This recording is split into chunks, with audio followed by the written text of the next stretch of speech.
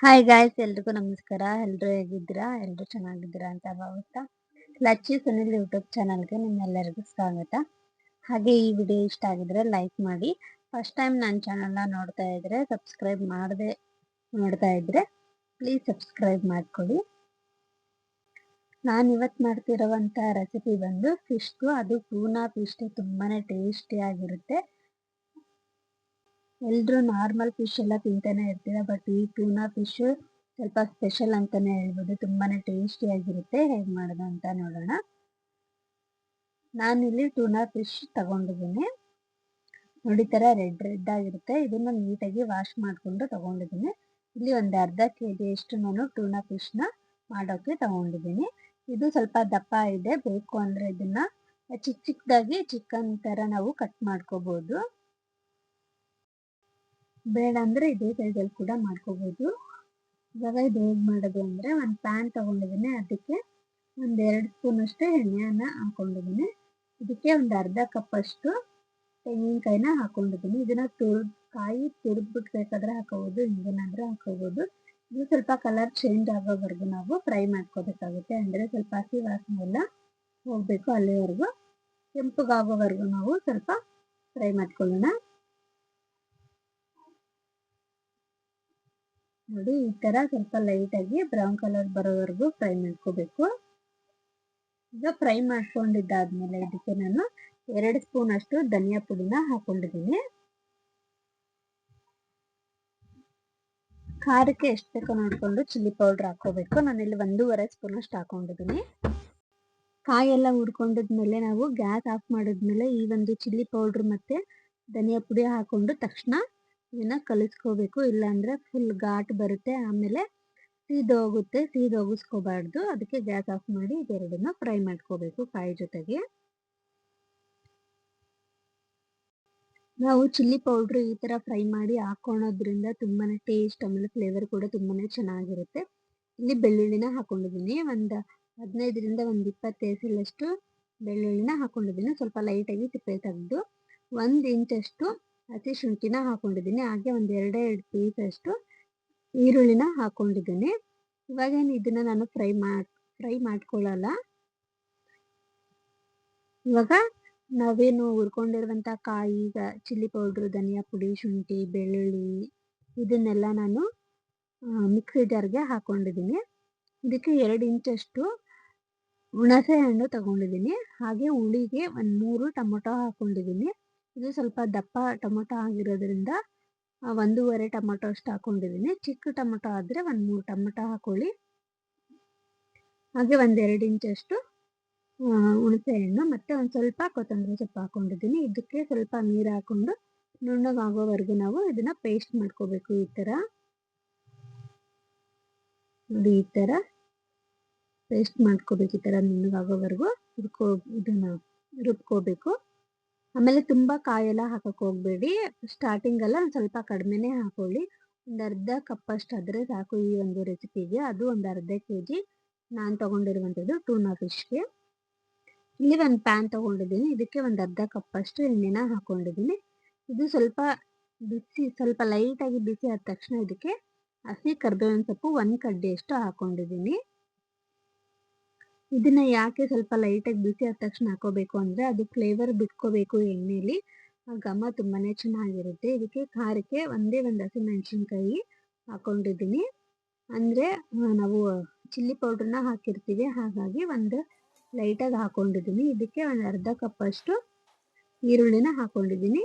ಚಿಕ್ಕದಾಗಿ ಕಟ್ ಮಾಡಿಕೊಂಡು ಒಂದು ಅರ್ಧ ಕಪ್ ಅಷ್ಟು ಹಾಕೊಂಡಿದ್ದೀನಿ.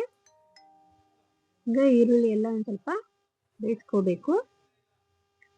ಈರುಳ್ಳಿ ಎಲ್ಲ ಬೇಯಿಸ್ಕೊಂಡಿದ್ಮೇಲೆ ನಾನು ರುಬ್ಕೊಂಡಿರುವಂತ ಮಸಾಲೆನ ಇದಕ್ಕೆ ಹಾಕ್ತಾ ಇದ್ದೀನಿ. ನಾವು ನಾರ್ಮಲ್ ಆಗಿ ತಿಂತೀವಲ್ಲ ಆ ಫಿಶು, ಆ ಟೇಸ್ಟೇ ಬೇರೆ. ಬಟ್ ಈ ಟೂನಾ ಫಿಶ್ ಟೇಸ್ಟೇ ತುಂಬಾ ಸಖತ್ತಾಗಿ ಇರುತ್ತೆ. ನೀವು ಕೂಡ ಟ್ರೈ ಮಾಡಿ. ಈಗ ನಾವು ಹಾಕಿರುವಂತ ಮಸಾಲೆ ಎಲ್ಲ ಒಂದು ಸ್ವಲ್ಪ ಲೈಟಾಗಿ ಫ್ರೈ ಮಾಡ್ಕೋಬೇಕು.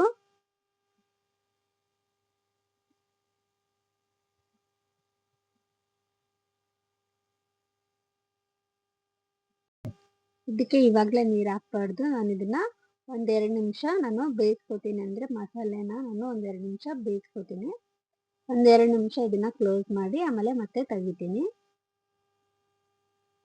ನಾವು ಯಾವುದೇ ಒಂದು ಸಾಂಬಾರು ಮಾಡಲಿ ಅಥವಾ ಗ್ರೇವಿ ಟೈಪ್ ಅಥವಾ ಪಲ್ಯ ಥರ ಮಾಡಲಿ, ನಾವೇನಾದರೂ ಈ ಕಾಯ್ದು ಮಸಾಲೆ ಏನಾರು ಹಾಕಿದ್ರೆ ಅದು ಹಸಿ ಸ್ಮೆಲ್ ಇರುತ್ತೆ. ಹಾಗಾಗಿ ನಾವು ಒಗ್ಗರಣೆಗೆ ಹಾಕಿದ ತಕ್ಷಣ ಮಸಾಲೆ ಯಾವಾಗಲೂ ಒಂದೆರಡು ನಿಮಿಷ ಈ ಥರ ಫ್ರೈ ಮಾಡ್ಕೋಬೇಕು. ಆವಾಗ ತುಂಬಾ ಚೆನ್ನಾಗಿರುತ್ತೆ. ನೋಡಿ, ಇವಾಗ ಇದಕ್ಕೆ ನೀರು ಹಾಕ್ತಾ ಇದ್ದೀನಿ. 1 ಗ್ಲಾಸ್ ಅಷ್ಟು ನೀರು ಹಾಕ್ತಾ ಇದ್ದೀನಿ. ಆಮೇಲೆ ನಾರ್ಮಲ್ ಫಿಶ್ ಆದರೆ ಚಿಕನ್ ಥರನೇ ಬೇಗನೆ ಬೇಯುತ್ತೆ. ಬಟ್ ಈ ಒಂದು ಫಿಶ್ ನೀವು ಎಷ್ಟೋ ತನಕ ಬೇಯಿಸಿದ್ರು ಕೂಡ ಅದು ಗಟ್ಟಿನೇ ಇರುತ್ತೆ, ಆಮೇಲೆ ಸ್ಮೂತ್ ಕೂಡ ಇರುತ್ತೆ. ಈಗ ಇದಕ್ಕೆ ನಾನು ಉಪ್ಪು ಹಾಕೊಂಡಿದ್ದೀನಿ, 1/4 ಸ್ಪೂನ್ ಅಷ್ಟು ಉಪ್ಪು ಹಾಕೊಂಡಿದ್ದೀನಿ. ಆಮೇಲೆ ಇದನ್ನ ನೀವು ಚೌಟಲ್ಲೇ ಸ್ವಲ್ಪ ಬೆಂದ ತಕ್ಷಣ ಚೌಟಲ್ಲೇ ಕಟ್ ಮಾಡಿದ್ರು ಕೂಡ ಇದು ಕಟ್ ಆಗುತ್ತೆ. ಬಟ್ ಇದು ಸ್ವಲ್ಪ ಬೇಯಕ್ಕೆ ಟೈಮ್ ಕೂಡ ತಗೊಳುತ್ತೆ. ಇದಕ್ಕೆ ಒಂದು ಅರ್ಧ ಸ್ಪೂನ್ ಅಷ್ಟು ಜೀರಿಗೆನ ಹಾಕೊಂಡಿದ್ದೀನಿ.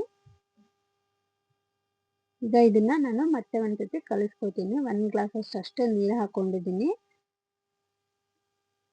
ನಾನು ಇದನ್ನ ಸ್ವಲ್ಪ ಲೈಟಾಗಿ ಗ್ರೇವಿ ಥರನೇ ಮಾಡ್ತಾ ಇದ್ದೀನಿ, ಫುಲ್ಲು ಡ್ರೈ ಗ್ರೇವಿನೂ ಮಾಡಲ್ಲ.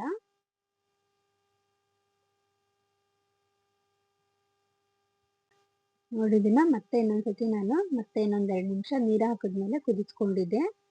ಸೈಡಲ್ಲೆಲ್ಲ ಎಣ್ಣೆ ಬಿಟ್ಕೊಂಡಿದ್ದೆ, ಅಂದರೆ ಮಸಾಲೆ ಎಲ್ಲ ತುಂಬ ಚೆನ್ನಾಗಿ ಫ್ರೈ ಆಗಿರುತ್ತೆ. ಇವಾಗ ನಾನು ತಗೊಂಡಿರುವಂಥ ಟೂನಾ ಫಿಶ್ನ ಇದಕ್ಕೆ ಹಾಕ್ತಾ ಇದ್ದೀನಿ. ಮಸಾಲೆ ಯಾವಾಗಲೂ ಸ್ವಲ್ಪ ಚೆನ್ನಾಗಿ ಕುದಿಸಿದ್ಮೇಲೆ ನಾವು ಈ ಒಂದು ಫಿಶ್ನ ಹಾಕಬೇಕು. ಅಥವಾ ನೀವು ಯಾವುದೇ ಒಂದು ಫಿಶ್ ತಗೊಂಡ್ರು ಮಸಾಲೆನ ಚೆನ್ನಾಗಿ ಫಸ್ಟು ಕುದಿಸ್ಕೋಬೇಕು, ಆಮೇಲೆ ಈ ಥರ ಫಿಶ್ ಹಾಕಬೇಕು. ಇದನ್ನ ಲೋ ಫ್ಲೇಮಲ್ಲಿ ಒಂದು 20 ಮಿನಿಟ್ಸ್ ತನಕ ನೀವು ಬಿಡಬೇಕಾಗುತ್ತೆ.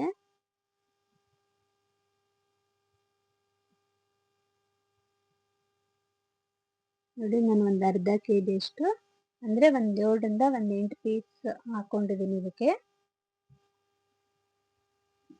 ಈಗ ನಾವು ಹಾಕಿರುವಂಥ ಫಿಶ್ಗೆ ಅಲ್ಲಿರುವಂಥ ಮಸಾಲೆನೆಲ್ಲ ಮೇಲ್ಗಡೆ ಸ್ವಲ್ಪ ಹಾಕಬೇಕಾಗುತ್ತೆ. ಆಮೇಲೆ ಇದನ್ನ ತುಂಬ ನೀರಾಗಿ ಮಾಡಿದ್ರೆ ಮಸಾಲೆ ಎಲ್ಲ ಫಿಶ್ ಜೊತೆ ತಿನ್ನೋಕ್ಕಾಗಲ್ಲ. ಹಾಗಾಗಿ ಈ ಥರ ಗ್ರೇವಿ ಟೈಪು ಮಾಡ್ಕೋಬೇಕು. ಆಮೇಲೆ ಈ ಫಿಶ್ ಕೂಡ ಸ್ವಲ್ಪ ಲೈಟಾಗಿ ನೀರು ಕೂಡ ಬಿಟ್ಕೊಳ್ಳುತ್ತೆ. ಹಾಗಾಗಿ ನಾನು ಇದಕ್ಕೆ ತುಂಬ ಏನು ನೀರು ಹಾಕೋಕ್ಕೇನೂ ಹೋಗಿಲ್ಲ. ನೀವು ಒಂದು ಮೀಡಿಯಮ್ ಉರಿ ಕೊಟ್ಕೊಂಡು ಒಂದು 20 ನಿಮಿಷದ ತನಕ ಇದನ್ನು ಬಿಟ್ಟರೆ ಸಾಕು.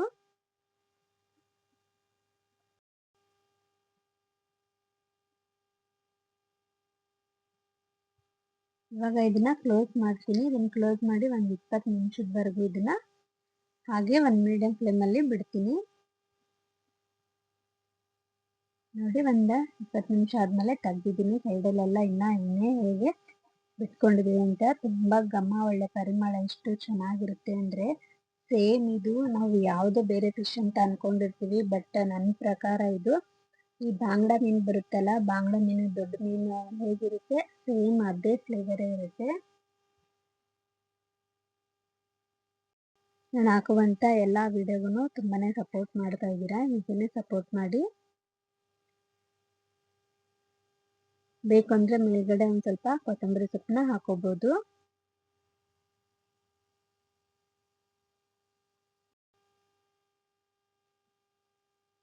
ನೋಡಿ, ಇವಾಗ ನಾನಿದು ಫಿನಿಶ್ ಆಗಿದೆ. ಒಂದು 20ರಿಂದ 25 ನಿಮಿಷದವರೆಗೂ ಬಿಟ್ಟಿದ್ದೆ. ಈ ಫಿಶಲ್ಲಿ ಕಬಾಬ್ ಕೂಡ ಮಾಡ್ಕೋಬೋದು, ಅದು ಕೂಡ ತುಂಬಾ ಚೆನ್ನಾಗಿರುತ್ತೆ. ಈ ಒಂದು ರೆಸಿಪಿ ನಿಮಗೆ ಇಷ್ಟ ಆಗಿದ್ರೆ ಲೈಕ್ ಮಾಡಿ.